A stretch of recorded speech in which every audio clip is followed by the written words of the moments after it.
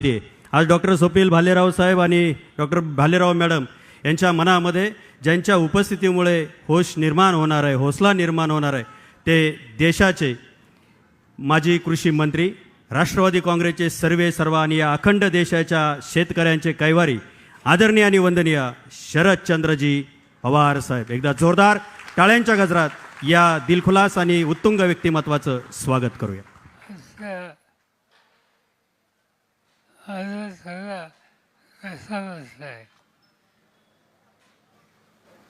अशा कार्यक्रमाचे अध्यक्ष आमचे सरकारी बाळासाहेब थोरात, दुसरे सरकारी हर्षवर्धन पाटील, पुरंदरचे आमदार विजयबापू शिवतारे, माजी आमदार विजयराव होती, माजी आमदार अशोकबापू पवार, प्रसिद्ध उद्योगपती प्रकाशसिंह धारेवाल,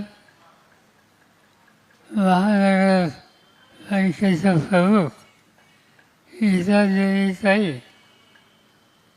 आणि आज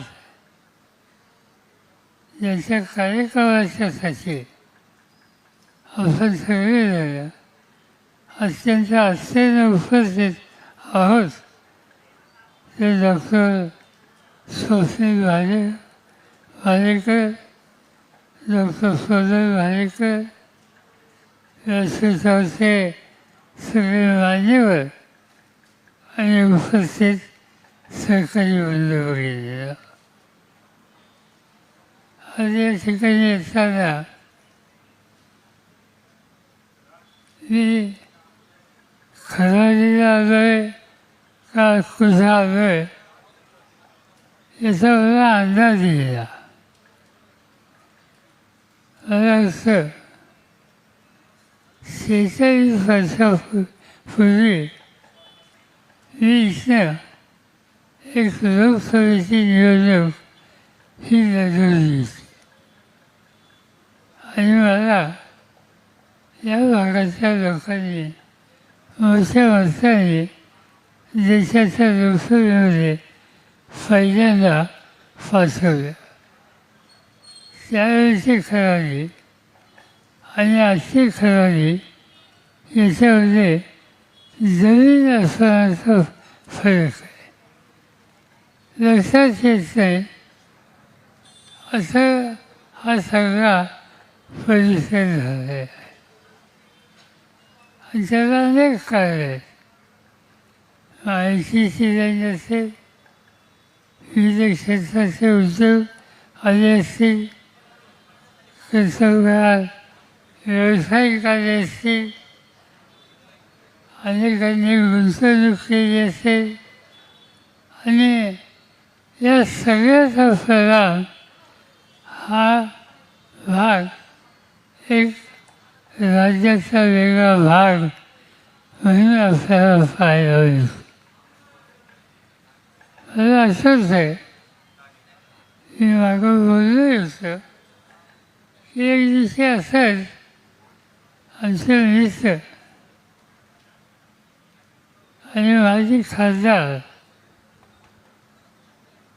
त्यांनी एक साखर कारखाना हिंजवडीला उभं करायचं ठरवलं. त्यांचं नाव विजया नवले आणि नवलेने त्या साखर कारखान्याचं भूमिपूजन करण्यासाठी मला निमंत्रित केलं. कार्यक्रम झाला, भूमिपूजन झालं आणि मी माझ्या भाषणात सांगितलं मी भूमिपूजन करतोय पण कारखाना इथं होणार नाही. त्यांना धक्का बसला. त्यांना मी बोललेलं कारखाना सुरू करायला भूमिपूजन करतात आणि कारखाना होणार नाही.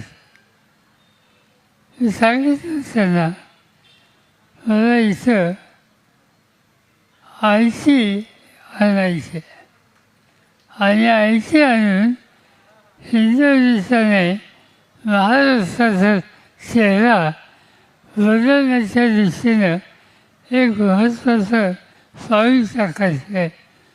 तुम्हाला मी साखर कारखाना दुसरी जागा देतो पण इथं होणार नाही.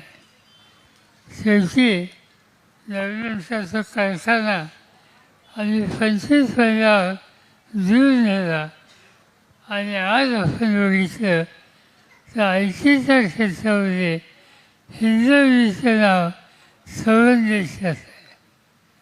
आणि ते नुसतं हिंदुस्थानमुळे नाही, त्याच्यामध्ये खराडी आहे, त्याच्यामध्ये मगर फसला. तुम्हाला आश्चर्य वाटेल की आज पुण्यामध्ये आयटीच्या क्षेत्रामध्ये जवळपास 3 लाखाच्यापेक्षा अधिक तंत्रज्ञ काम करतात आणि पुण्यातून आय टी प्रॉडक्ट हा जो निर्यात होतो त्या आय टी प्रॉडक्टची निर्यात 11,000 कोटीची आज या भागातून आहे. आणि त्यावेळी हा चेहरा बदलला आणि त्याला फार खराडी नाही.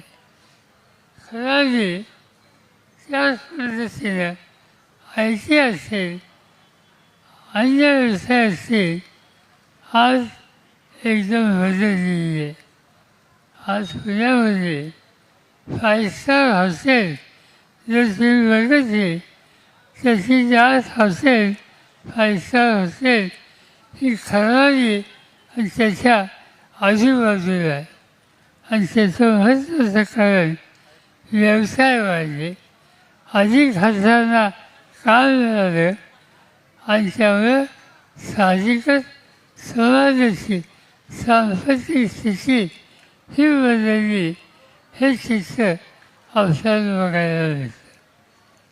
आणखी एक वैशिष्ट्य हे आहे आणि ते एकट्या खराडीचं नाही तर समज पुण्यात आहे. वैद्यकीय क्षेत्रामध्ये पुण्यामध्ये अनेक उत्तम संस्था आज झालेल्या आहेत आणि त्यामुळे साहजिकच काही प्रसंग आला, शारीरिक अडचण आली तर लोक कटाक्षाने पुण्याला येतात. आणि त्यासाठी डॉक्टर भालेकर किंवा सौ भालेकर यांच्यासारखे उत्तम डॉक्टर आज या शहरामध्ये आहेत आणि त्याचा परिणाम वैद्यकीय क्षेत्रामध्ये आज पुण्याचा नावलौकिक सर्व देशामध्ये आज झालेला आहे. भालेकर आणि त्यांच्या पत्नी या दोघांनी या सगळ्या क्षेत्रामध्ये एक प्रकारचा चमत्कार केला. हे आले पारनेर तालुक्यात. पारनेर तालुका असा गमतीचा तालुका आहे. दुष्काळ, पाचवीला फुजरा असं पारनेरचं वैशिष्ट्य होतं. पण दुष्काळ असला तर त्या दुष्काळावर मात करायची हिंमत दुष्काळी भागातल्या जनतेच्याच आहे. आणि त्याचं उदाहरण महाराष्ट्राच्या अनेक दुष्काळी गावाच्या उदाहरण आपण देऊ शकतो. त्यापैकी एक पारनेर आहे. मला माहिती आहे आज गीतांजली शेळके आज या ठिकाणी आहेत. गुलाबराव शेळके आज हयात नाहीत, आमचे सरकारी होते. पण दुष्काळातून पारनेरला गेले, सरकाराचा आधार घेतला, एक बँक काढली आणि आज महानगर बँक ही अतिशय लोकप्रिय आणि लोकांना मदत करणारी बँक ही झाली. आणि ही पुरंदर तालुक्यातल्या जनतेने तिथल्या कर्तृत्वान मान्यवरांनी आज केलेली आहे. मी अनेकदा त्यांच्या कार्यक्रमात जातो आणि अक्षरशः हजारो लोक पुरंदर तालुका असो, पारनेर असो, या भागाची त्या ठिकाणी बघायला मिळतात. भागामध्ये दुष्काळाचं संकट आहे, पण त्या संकटावर मात केल्याशिवाय आम्ही गप्प बसणार नाही हा विचार या दुष्काळी भागाचा लढा माणूस करतो. आणि त्याचं उत्तम उदाहरण या वैद्यकीय क्षेत्रामध्ये डॉक्टर कौशल वालेकर यांनी अतिशय अद्ययावत अशा प्रकारची डोळ्याच्या संदर्भाची सुविधा ही आपल्याला दिली आणि त्यामुळे आज ही सुविधा आपल्याला बघायला मिळाली. त्यांच्या हॉस्पिटलमध्ये गेल्यानंतर आधुनिकता ही काय आहे याचे पाहण्याचं काम आपल्याला विचारलेलं.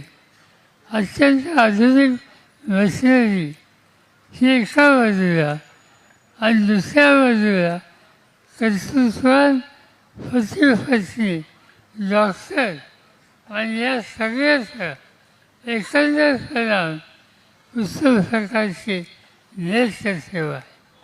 नेत्रसेवा मी बघितली एकेकाळी. मी सुद्धा बारामतीला आय कॅम्प आयोजित करायचो. डॉक्टर मोदी म्हणून एक कर्नाटकाचे डॉक्टर होते आणि आम्ही मोदींना निमंत्रित करायचो आणि त्याचं 10 दिवसाचे आय कॅम्प आयोजित करायचे आणि डॉक्टर मोदी हे त्या ठिकाणी ऑपरेशन करायचे. मला आठवत आहे की अनेक ऑपरेशन मी त्या काळात पाहिली. ज्याला दृष्टी नाही अशी व्यक्ती त्या खेळात यायची आणि त्याचं ऑपरेशन झाल्यानंतर यावेळेला एक 4-6 दिवसांनी त्याच्या डोळ्याची पट्टी काढली आणि त्यात दिसायला लागलं की त्याच्या चेहऱ्यावर जो आनंद होता तो बघायचा एक समाधान पुस्तकाला असायचं. आणि मला आनंद आहे की डॉक्टर भालेकर इथं आपल्या हॉस्पिटलमध्ये गरीब लोकांना माफक किमतीमध्ये ही सुविधा या ठिकाणी देतात आणि त्याच्याच पुढं आज 50,000 लोकांची ऑपरेशन त्यांनी केली. ही काही साधी गोष्ट नाही. 50,000 लोकांना दृष्टी आली, त्यांचं जीवन बदलत आहे.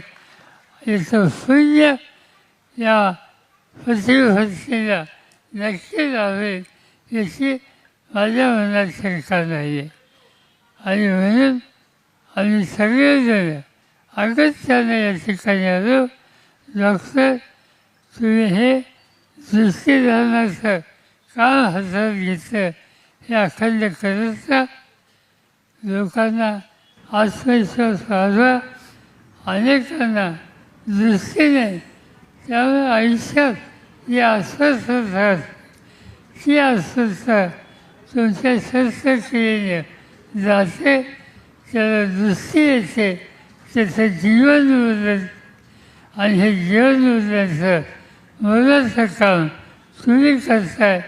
त्याबद्दल तुम्हा दोघांनाही मी धन्यवाद देतो आणि आपल्या सगळ्यांच्या वतीने तुमचं कौतुक अभिनंदन करतो आणि माझे 2 शब्द संपवतो. जय हिंद, जय महाराष्ट्र. धन्यवाद पवारसाहेब. दरम्यानच्या काळात ज्यांचं आगमन